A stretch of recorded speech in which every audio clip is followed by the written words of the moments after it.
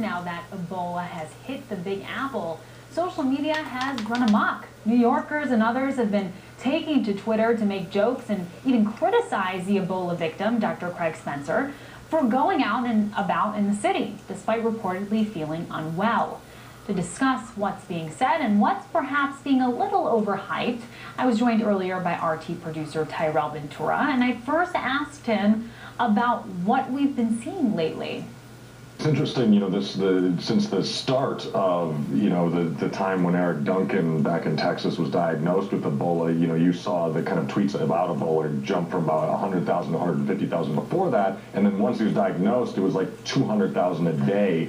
The tweets out of New York are particularly interesting because they range from, again, spreading a lot of falsehoods, in the kind of telephone game that is Twitter and social media. One of the tweeters wrote, New York ER doc has Ebola. It's not airborne, my ass, CDC.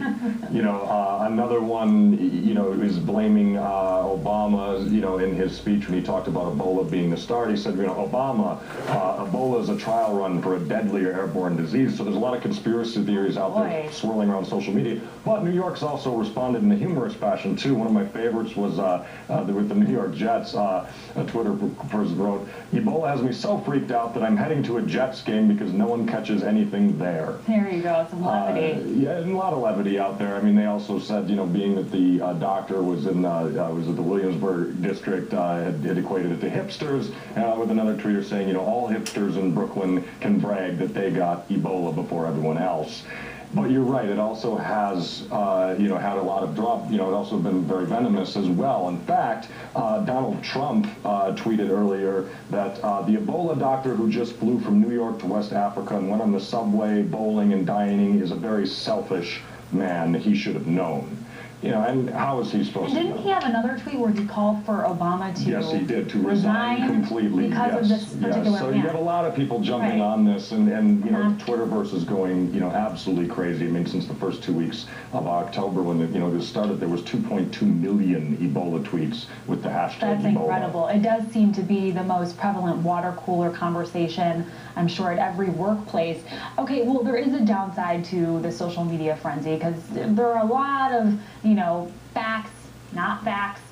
Information is flying all around social media. So what have we seen on that front? Have we seen, any misinterpretations? Well, yes. Overhype? I think that where that kind of overhype and misinterpretation comes from a lot of different sources. When you have, pundits like George Will or congressmen like Peter King, trying to continue to spout this, that Ebola could mutate and be airborne right away, even though the CDC has directly said that there's a very slim chance that it could do that, if any whatsoever. It doesn't work like that, and that feeds the Twitterverse, which then, like I said, acts like a telephone, acts like the old game telephone. One person says one thing, and by the time it gets all the way back around, so much has been added to it that it gets crazy, and then that gets dangerous because that's what panics people. And so you have to be careful that with situations like this to not just trust everything you see on Twitter.